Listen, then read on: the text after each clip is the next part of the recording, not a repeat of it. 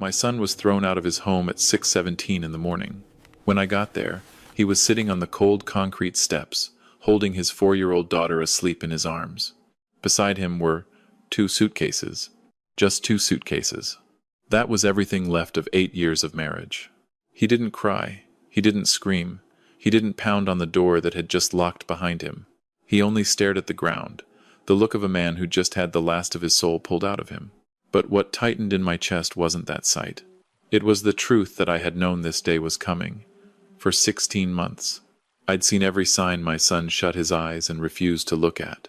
Seen the man quietly pulling every string behind it all. I had planned for this morning. Worked out every detail. But no plan on earth could prepare a father for the sight of his own son being forced out onto the curb, still holding his little girl in his arms. He didn't know I was standing there. Didn't know I'd been waiting for this morning for over a year. And he had no idea that the man who'd just thrown him out had made the biggest mistake of his life. Because behind that door was more than a broken marriage. There was a secret, worth millions of dollars. A secret I'd kept hidden in an envelope for months. One that, if my son ever read it, would shatter him. Let me back up. My name is Walter Brennan.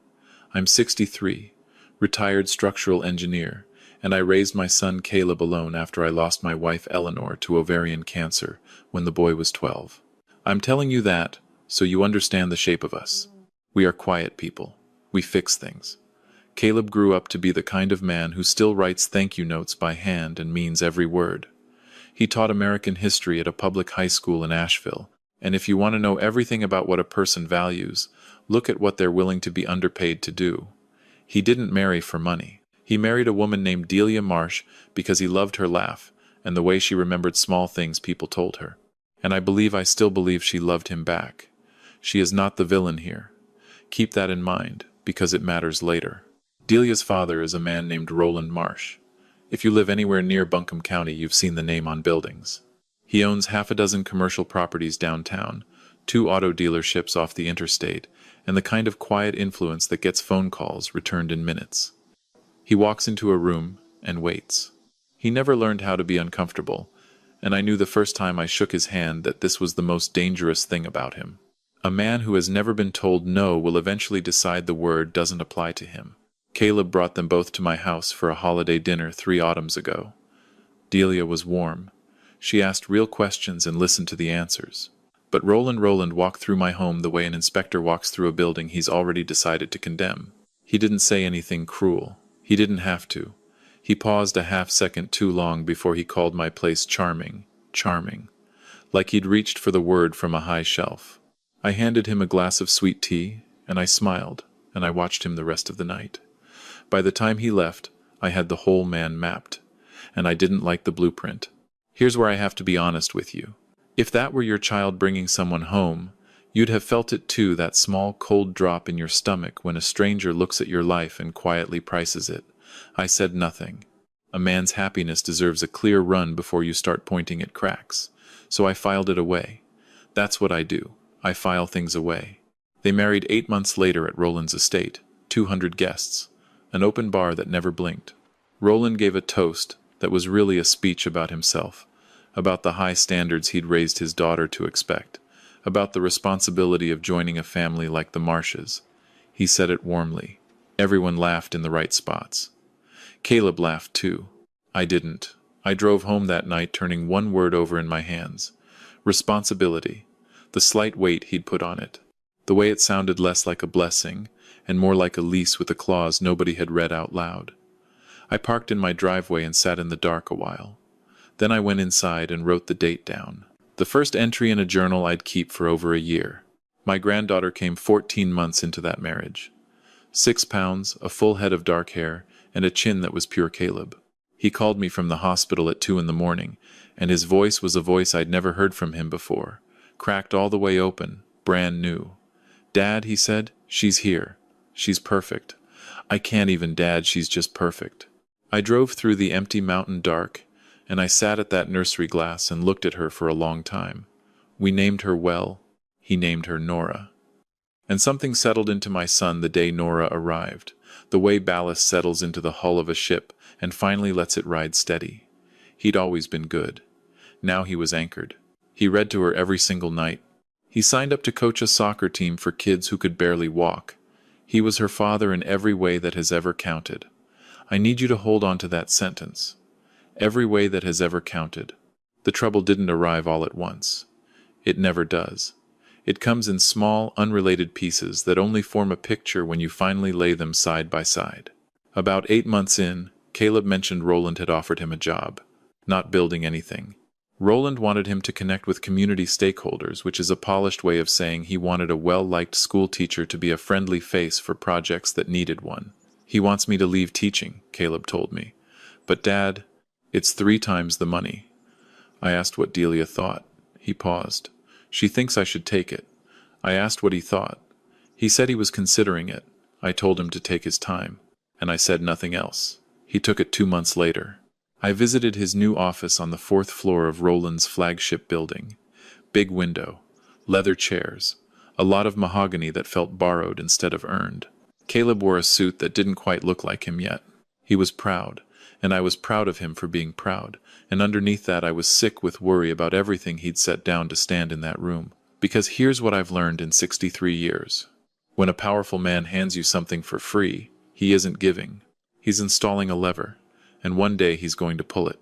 It was my neighbor Sam who pointed me down a road I hadn't thought to walk. Sam's worked family law for almost 30 years. He's not my lawyer, he's the man I've shared a fence and 1,000 Saturday mornings with since before Caleb could drive. One evening on my porch I was just thinking out loud, not accusing anyone of anything. Sam went quiet a while. Then he said, Roland gave him the job. But did he ever give him an actual contract? I didn't know. I called Caleb that night and asked like it was idle curiosity. There was no contract. He was month to month, classified as an independent contractor. More flexible for both of us, Roland had told him. Sam looked at me over his coffee the next morning and didn't say a word. He didn't need to. That was the morning I started keeping real notes. I want to pause and talk to you directly for a second. If you have ever sat across from someone you love and realized they've walked into a trap with a smile on their face, and that telling them would only make them defend the person setting it, then you know the specific loneliness I'm describing. You see the whole thing. You can't say it yet, so you carry it alone. I carried it for a long time. 5 months into that journal, Delia came to my house alone. That had never happened. I made her coffee, and she sat at my kitchen table and stayed silent a long while before she spoke. Walter, she said, I need you to know I love Caleb. I told her I knew. And I love Nora more than anything. I knew that too. She looked into her cup. My father has ideas about how things should be, about what Nora's life should look like. And sometimes his ideas and Caleb's aren't the same. I asked what kind of ideas.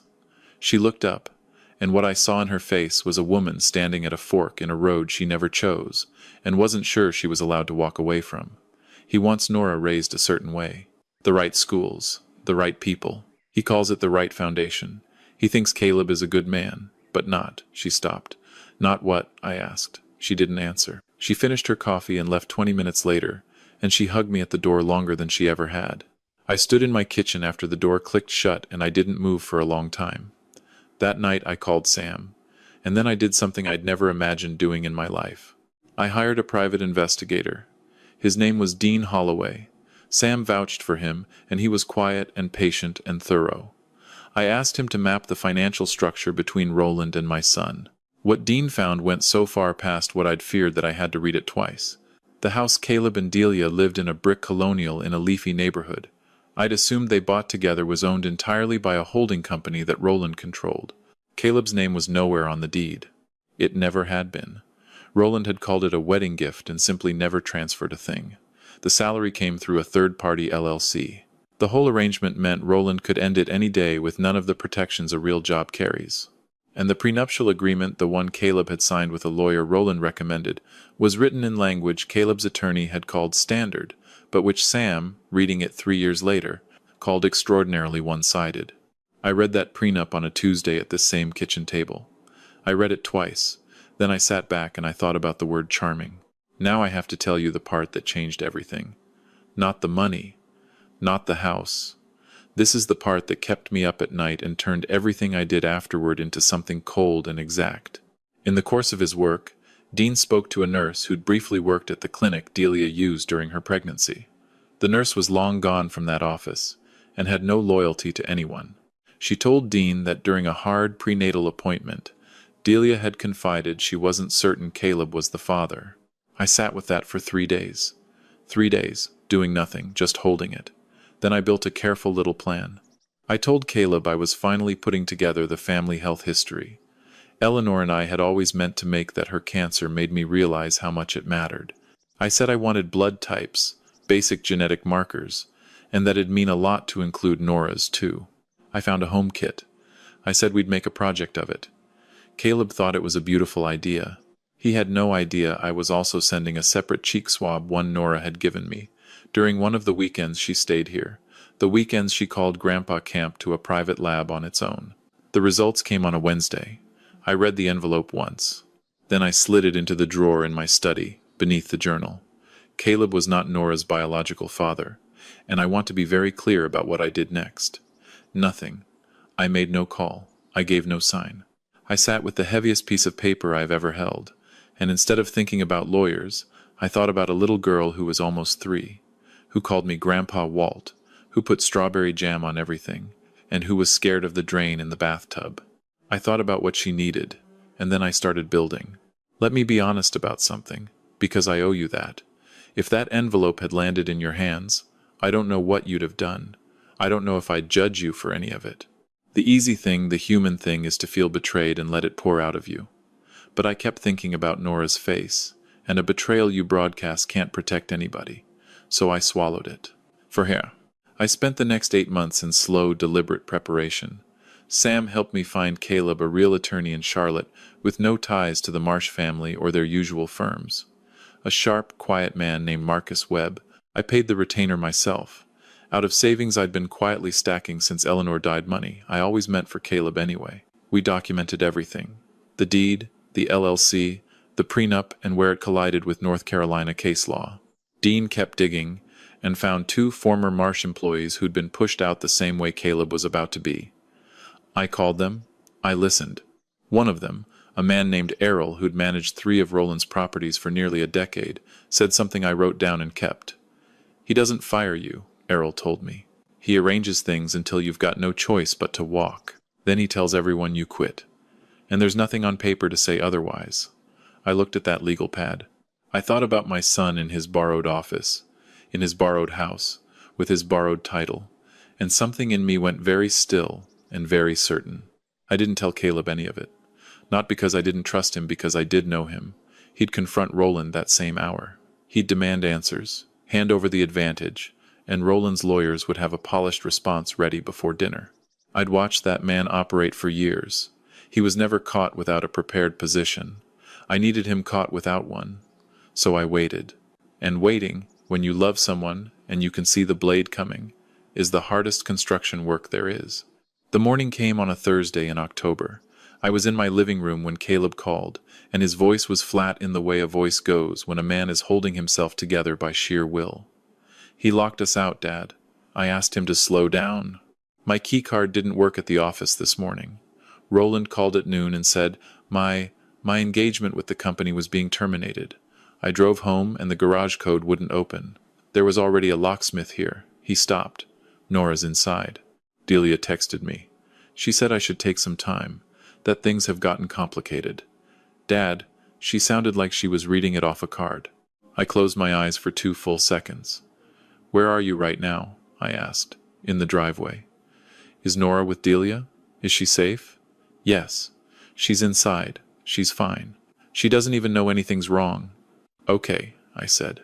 You call your attorney. Right now. You tell him it's time. Then you come here. Silence on the line. Dad, what attorney? I don't have a... His name is Marcus Webb, I said. His number's in your phone under W. I put it there 6 months ago. Call him. Then come home. A long, long silence. And then very quietly, you knew. Come home, son. That's all I said. He sat at my kitchen table for a long time after he got here. I put coffee in front of him and let him be quiet for as long as he needed. Then I sat across from him and I started at the very beginning. I told him everything, the journal, Dean's findings, the deed, the LLC, the prenup, and what it actually said. I set the folders down one at a time and let him read each one. When I reached the lab results, I stopped. "There's one more thing," I said, "and I need you to hear it before you say anything." He looked at me. I slid the envelope across the table. "Now I want you to slow down with me here, because this is the moment everything in 16 months had been bending toward, and it deserves to be lived second by second." He picked up the envelope. His hands weren't steady, and he was trying to hide that they weren't. The kitchen was so quiet, I could hear the refrigerator hum, and the clock over the stove, and my own pulse in my ears. He opened it. He read it slowly, his eyes moving once across the line and then again, the way you reread something your mind refuses to let in the first time. The color left his face in a way I'd only seen once before, the night his mother passed. He set the paper down, very carefully, the way you set something down when you no longer trust your own hands. Outside, a car went by. Somewhere down the street, a dog barked twice and stopped. Inside that kitchen, neither of us breathed. "She's not mine," he said. It wasn't a question. "Biologically," I said. He looked up at me, and I have never in my life wanted to take a man's pain into my own body the way I wanted to take his in that moment. And I said the only true thing there was to say. "That is the only way in which she is not yours. In every other way that has ever mattered, she is yours. She has always been yours.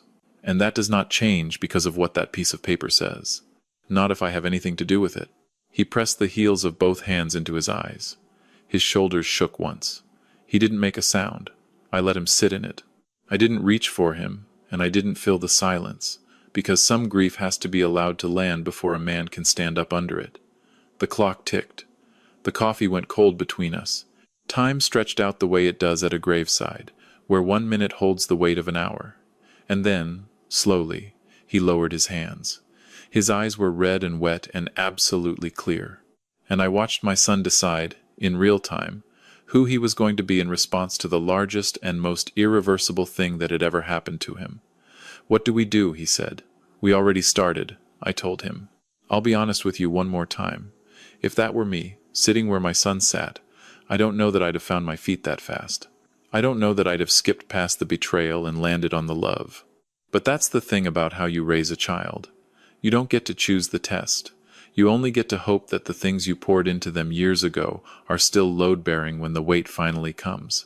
His were. Marcus Webb filed the first documents the following Monday morning. The core of it was simple, even though the work behind it wasn't. The holding company's failure to ever transfer the house created enforceable rights under North Carolina law, a promise made and relied upon. The LLC pay structure, with no real contract, gave Caleb a strong claim for unpaid compensation. And the prenup, reviewed now by an independent attorney, had been signed under conditions that raised serious questions, because the lawyer Roland recommended had a 17-year relationship with the Marsh family that was never once disclosed to my son. Roland's attorneys responded inside 48 hours. They were good. They were fast. They'd clearly braced for some version of this. What they had not braced for was the scope of it. Dean had spent over a year being thorough. Errol came forward with his own records, kept in a fireproof box in his garage, and his termination mirrored Caleb's so closely it established a pattern. The second former employee, a woman named Paulette, had records of her own. And then there was what Delia did. I will not speak harshly of her. She was raised by a man who never once let her make a decision that didn't ultimately serve him. But when she finally understood the full extent of what had been done to her husband, to her marriage, to her daughter's family, she made a choice I think cost her more than anyone could see. She called Marcus Webb's office on her own. She handed over documentation that confirmed the deed and the contract structure. And she volunteered, alone and unprompted, the truth about Nora's conception that she had been carrying by herself for almost 4 years. I don't know what it took for her to lift that phone. I know exactly what it meant for us. Here's where I owe Roland Marsh a moment of honesty, even now. I don't think he woke up every day deciding to be cruel. I think, in the deepest part of himself, Roland believed he was protecting something. He'd built an empire from nothing, and to a man like that, money isn't comfort, it's responsibility, a structure you defend with your life. He looked at my son, a gentle school teacher with no business sense, and he genuinely saw a weak beam in a building he'd spent 40 years raising. He thought removing it quietly was kinder than open war. He thought he was being a good steward of his bloodline, That's the tragedy of men like Roland. They confuse control with love so completely that by the time they're old, they can no longer tell the difference and everyone around them pays the structural cost. Understanding that didn't make me forgive him, but it made what came next feel less like revenge and more like a building finally being inspected by someone it couldn't intimidate. The settlement took 4 months.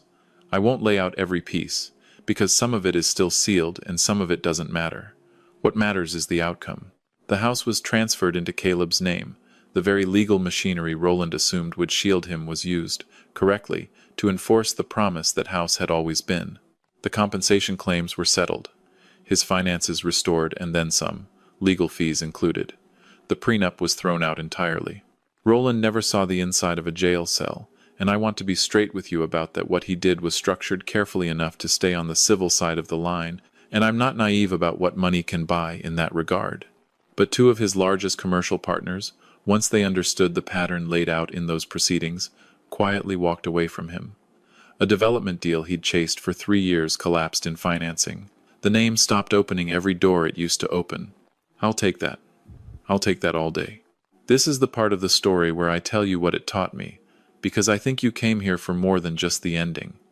This whole thing taught me that the most dangerous people in your life rarely raise their voice. They smile, they give gifts, they build the cage one comfortable bar at a time, and by the time you notice, you're already inside.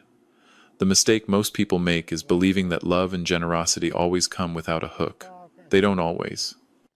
And the thing Delia understood, in the end, that nobody else in that family ever did, was that protecting a child sometimes means betraying the person who raised you. So here's something you can actually do today, and I mean today. If someone has given you a home, a job, a future, put your name on the paperwork. Read the deed. Read the contract. Love and signatures are not the same thing, and the people who tell you not to worry about the difference are usually the ones counting on you not to look. And here's a question I want you to sit with after you close this. If everything you have right now were quietly held in someone else's name, how free are you really?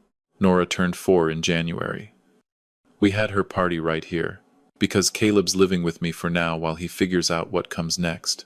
She wanted a princess theme, so I spent a Saturday afternoon letting a not quite 4-year-old jam a paper crown onto my head while I sat on the back porch in the cold and told her I was the king of the frozen mountain. She thought this was the single funniest thing that had ever happened in the history of the world. Caleb stood in the doorway watching us, working through something not grief exactly anymore, more like the slow work of accepting a new shape for a thing you thought you understood. He's doing that work honestly. He picks her up and drops her off and reads to her at night when it's his time and coaches that soccer team every Saturday morning, and he has not faltered once. Not one single day. People sometimes ask me if I feel guilty for letting him walk through those months in the dark. I don't have a clean answer. What I know is that if I'd told him early, he'd have confronted Roland from raw feeling instead of from strength, and he'd have ended up isolated with no way out. What I built took time and silence, and the discipline to hold a plan steady while every instinct screamed at me to act. Was it right to let my own son not know? I don't know. I know it was necessary. Before I let you go, I want to hear from you, because I read every single comment, and your answers are why I keep telling these. Tell me honestly, do you think I was right to keep my son in the dark while I built all of this? Comment number 1 if you think I did the right thing protecting him in silence. Comment number 2 if you think a father owes his son the truth the moment he knows it, no matter the cost. Comment number 3 if you're somewhere in the middle and still turning it over. And while you're down there, tell me where in the world you're watching from and what time it is where you are right now. I love seeing how far these stories travel in the dark.